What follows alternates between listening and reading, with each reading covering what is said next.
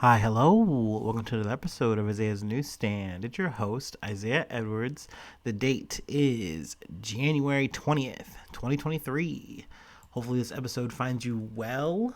Man, it is cold. I'm freezing today. Middle of the week, we were like hitting 60 degrees, and I didn't know what to do. I took the beanie off, and now here we are. I'm freezing again. But hey, that's okay. Other than that, we're pretty cozy. We're cool. We're chilling, quite literally. Sorry I had to do it. But yeah, this was a good week for moi, for myself. Food corner. Let's see. I did start off Sunday, after the podcast, I went and got some food. I went and got some pho. Now, I did do the details already on Monday for the Patreon episode, so we're going to kind of skip that. I'm paywalling my food corner. I'm sorry. But today, I treated myself because I was kind of on a little bit of a time crunch.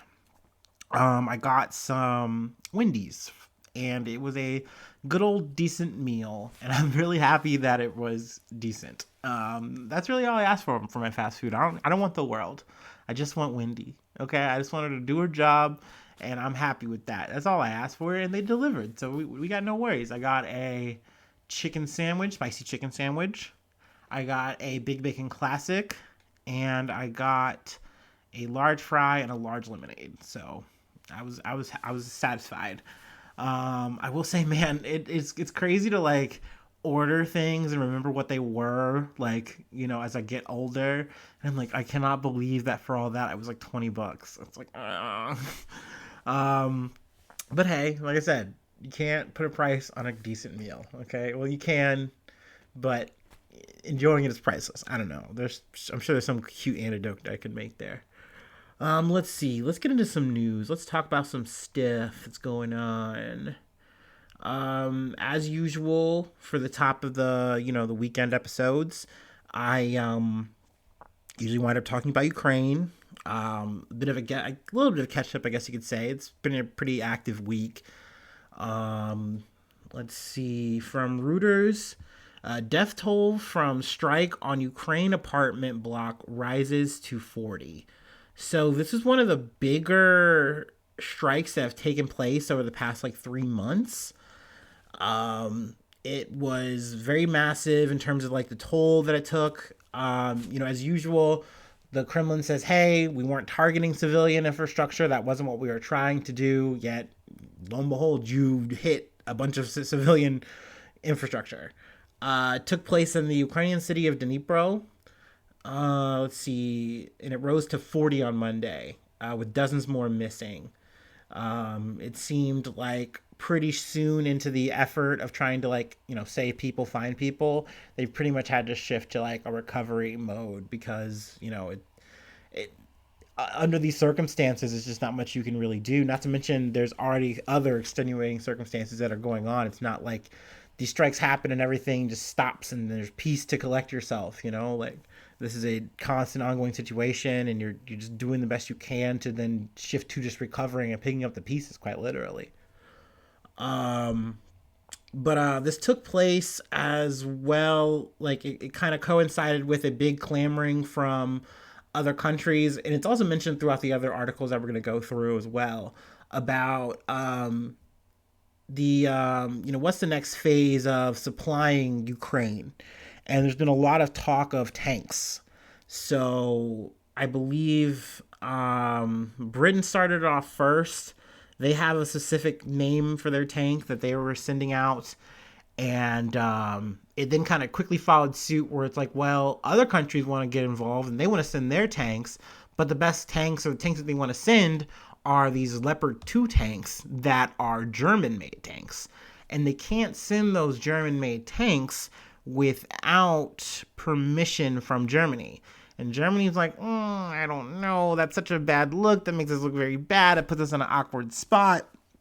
And I think they kind of play a little bit of football with America, and they say, well, if the Americans are okay with sending the M1 Abrams tanks over, then we'll probably send over our Leopard 2 tanks. Like, yeah, it makes sense, right?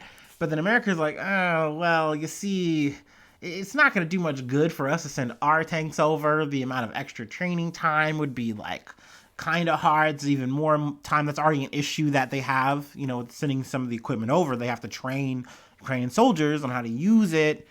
And, by that point, the war, things have already escalated, changed, adapted, yada, yada, yada. So they're like, oh, maybe they don't need to get those tanks. So that's kind of been a limbo situation of the week. People have been talking about it. Let's see here. Anything else I wanted to glean from this article before I move to the next?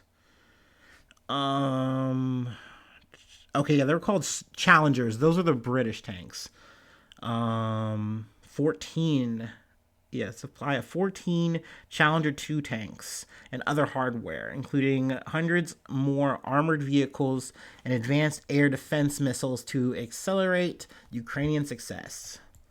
Let's see some more Ukrainian news as well from Reuters. Ukraine helicopter crash kills interior minister in Kyiv as fighting rages on in East. Now, this wasn't necessarily like a Russian situation or anything like this. It seemed like there was a technical issue that took place with the helicopter, not necessarily maybe with actual vehicle failure of the helicopter, but I think they were in a really dense fog situation. Maybe, I don't know. I haven't gotten a full explanation. I don't think this is really explained here in this article. But essentially they had to force land this helicopter, and they wind up pretty much crash landing. I've heard it called a kindergarten by some reports, and this report they say a nursery in a suburb of the capital Kyiv. And it was just a really sad situation. 14 people were killed, I think, as well.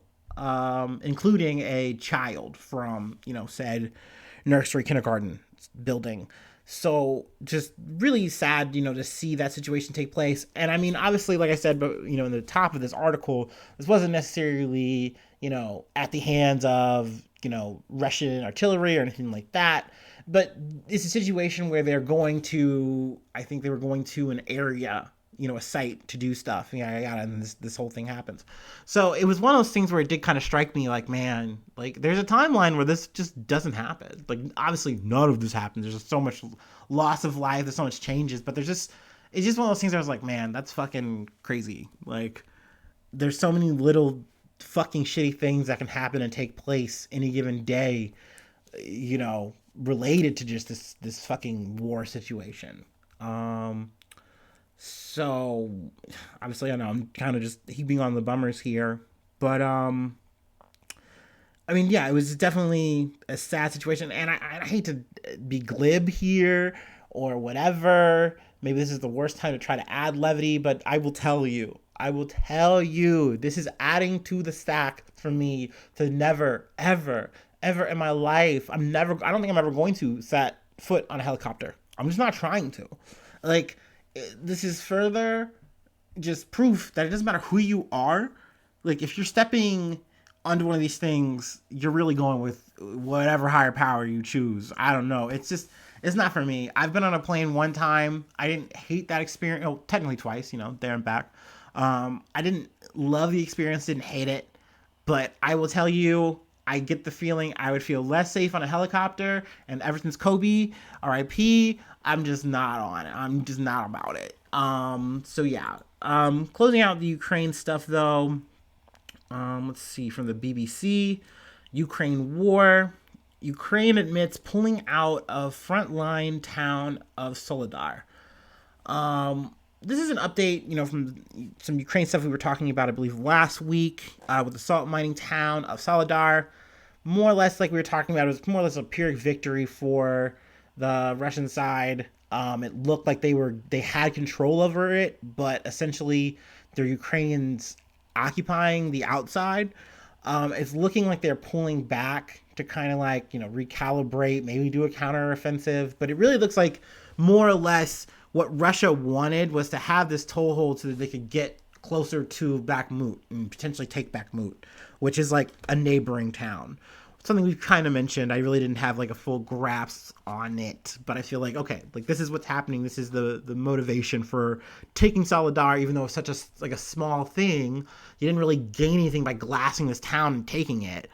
But here you are, you have it. Now what are you going to do with it? They're going to try to push for Bakhmut. Time remains to be seen there. Also, another thing that was kind of throughout these 3 articles was Zelensky went to the World Economic Federation meeting thing. I think it took place in Davos, Switzerland. Essentially, big meeting of the minds, talking about money and shit. I don't know. I didn't get too deep on it. But he obviously mentions, the situation's kind of going on at hand. Ukraine is constantly having to ask for aid. It is a nonstop thing. Something we covered last year. A lot of that. How this is something that is going to be an ongoing thing. It's not like people are talking any peace right now, but that is the only thing that's going to end this conversation. Unless unless I hate to say it, unless you see Russia literally go hog wild in the next phase of their campaign and just do the worst, most shit, which I obviously hope doesn't happen. But that's the only real way to accelerate this, because all Ukraine can do is hold down the fort and just try to take back places that get taken. And they hope that exhausts Russia enough so that they finally say, you know what, this isn't worth the time. That kind of looks like where it's at right now. As always, week to week, we'll keep you posted. Let's see. Let's move on to the latter half of the episode. I'm going to take a little break a little early. Give myself a treat.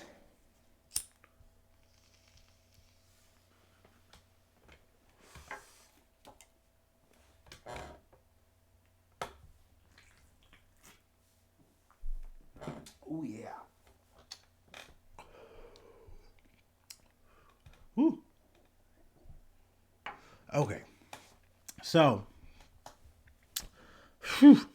from GOP to shooter. That's what we're getting into here. We're getting back to the States. Albuquerque, New Mexico to be exact. Excuse me. Whoa. From the Associated Press. Ex-GOP candidate arrested in shootings at lawmakers' homes. So I believe this was a grand total of 4 lawmakers' homes that wind up getting shot by this man and or his associates that he hires to do it. I know I say, hey, if you try to hire a hitman, it's going to go poorly for you. In this situation, I will say this guy proves exception to the rule, and the hitman wind up doing the shooting. Luckily, though, no one was hurt. But I will say I heard these shootings described on the Daily, and my fucking God, because these are suburban towns. These aren't people who were in any way, shape, or form ready for this kind of shit. Not that I'm saying that anyone should be prepared for that. That should be okay. But obviously, this is some shell shock shit for them. All because this guy, this Solomon Pena guy, 39 years old, essentially, he was salty. He was on that Kerry Lake pack. He was smoking it. He said, you know what? This whole election was rigged. There's no way that I lost by 48%. There's no shot I lost by that much for landslide. This is rigged. So he couldn't believe it. And he went to a couple of the lawmakers' houses, I think, unannounced, saying hey, this shit is rigged. I have the evidence. And they're like, dude, no.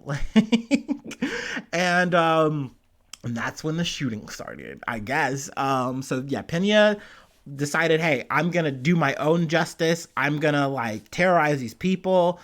So he commissions these guys to do it. And then also in the process of doing it, I believe he gets pulled over, and they're also able to track his phone. They're also able to track casings and the weapons that they found with these guys.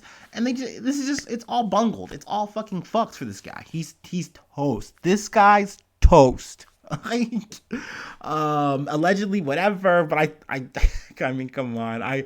You see the talk here, and anytime I've heard it, this just feels so such a slam dunk situation. We got this guy dead to rights. He clearly had a vendetta. The motive is very evident. And yeah, it's just crazy that the extremism is just so bold-faced now. People just feel so entitled to do this kind of shit.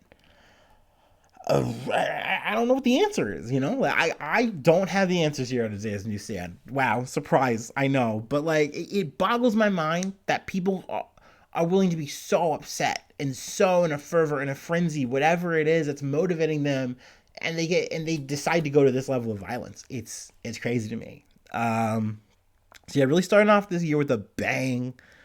But speaking of bangs, we got to take it back to last year.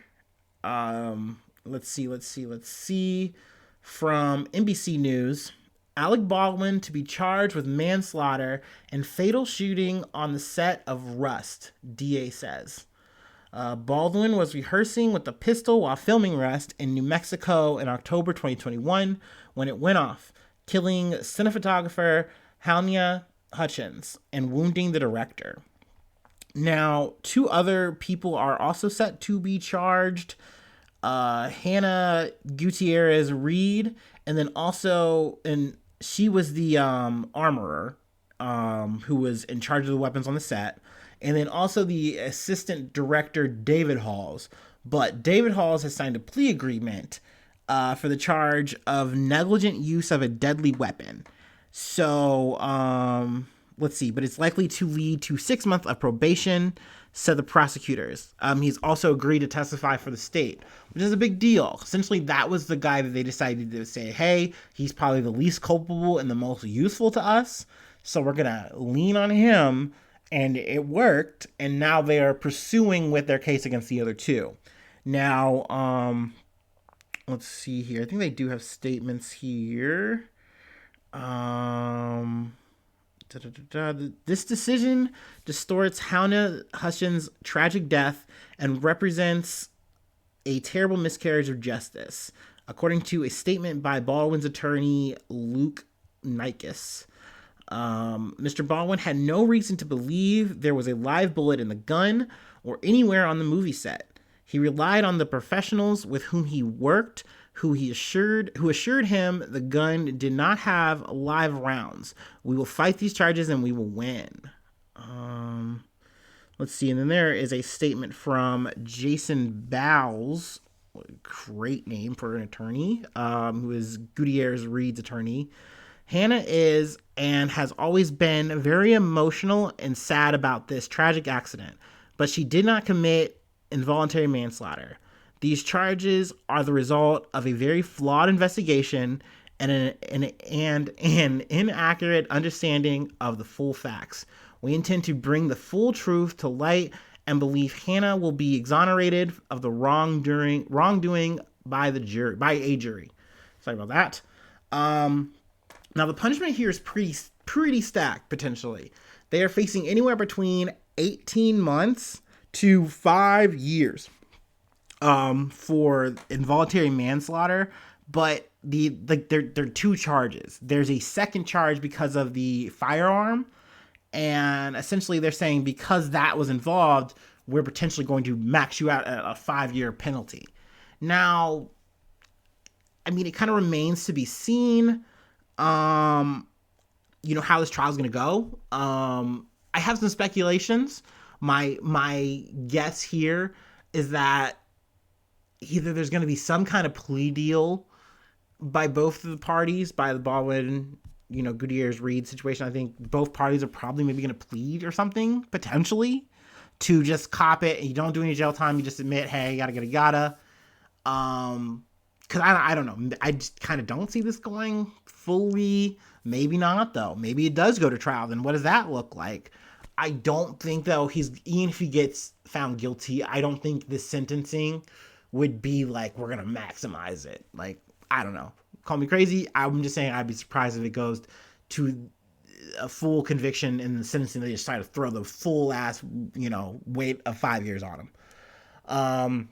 That being said, I do believe that the prosecution has a case. I don't think that they would have done the research, taken the time here, and not pursued it thinking that they have a half of a bag. I think they have clearly a set here, and it's even been shown that it's like, look, you guys ran a loose and reckless situation here. There's talk that you had, and we can talk, I guess, about the gun too. We've talked about it before, but essentially the gun is a real gun, but you're supposed to have blank bullets. So essentially things that just you shoot them and they're just more or less cap, and you're just getting smoke. You're not getting any action. You're not actually hitting a bullet. That is what Alec Baldwin believed he was firing, but there's protocols that were definitely lapsed, and I think Alec Baldwin's kind of playing on the whole thing. Well, I'm the actor. I'm not supposed to be the guy who's doing all these checks. Someone told me that this was a gun that was ready to fire and it was, it was good to go. So I believe that. But at the end of the day, like I said, I think it is believed in the business. Like, you're supposed to check these things. You're supposed to know these things, especially in situations where it's documented that this gun has been, quote unquote, misfiring or having issues. So you need to be extra mindful. Like, this is a working set. This is an environment where these protocols need to be met or people could get hurt, like what happened with Hutchinson, and then also the director who got hit. Now with the directors, there's no charges being filed there. It's specifically for Hutchins. So I do believe that there is definitely criminal negligence here. We've talked about that with the SBF situation. On his stuff, he's like, "Oh, I goofed. I'm just so stupid. I made a mistake. I'm so in the weeds." Like, okay, dude, but you were so in the weeds with money to a level so high that people's lives were at stake, and you didn't care. You made grievous mistakes, and I think, and that's a whole other can of fucking spaghetti. But here, Baldwin's like leaned in, saying like, "No, like I didn't make a mistake here. Like something was wrong, but the finger should not be pointed at me." And the fact that he's even gone as far as to say that he did not pull the trigger. And it's like, bro, that's kind of damning. That is a bold line in the sand. That is a crazy hard hill to live and die on, because literally the FBI did an investigation. They were involved in this investigation, and at least I think it was the FBI here. I might be getting the alphabet wrong here, but essentially they tested the gun, they checked the gun, and did all the inspection, and they came back and they said there is no way that this gun fired without the trigger being pulled. They made it like a factual statement to say that. So it didn't make what Baldwin said a outright lie that he is just defending. That he's just out and out defending. That's part of the reason why I wanted to read his quote, because it kind of goes to show that it's like he's still defending his innocence, but he has changed a little bit how he has. Because he said that in interviews. Like, he's like, "I didn't pull the trigger. I just didn't do it. I would never do that." And it's like, but you clearly did. The gun was in your hand. Like, that's all on camera, dog. Like, sadly. So yeah, I mean, I'm definitely curious now that this has become an actual charge, how it's going to develop in terms of like, is there going to be a trial? What's going to happen? Yada, yada, yada. But that's more or less all we got. Yeah, zooming through today. Let's see. I'm going to shift into shield mode. Patreon.com/Isaiah News. If you want to catch any bonus content that I cook up, like I said, I talk about some extra food. I talk about some extra news. Patreon.com/Isaiah News. I don't know if I just said that.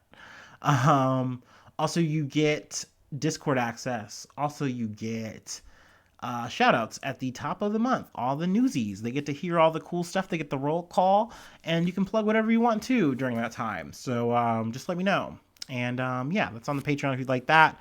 Free way to hit me up. Gmail.com. Says Isaiah News. Oh gosh, I can't even do a gmail.com right. IsaiahNews1@gmail.com. There you go. Decipher that. It's been a long day. Sorry. And then of course the easy, brainless, smooth ways to find me: Facebook, Twitter, all those. You can find me or the podcast pretty easily on there. So yeah, that's pretty much all we got. Hopefully I see you soon for some more good news. I love ya. Bye bye. Mwah.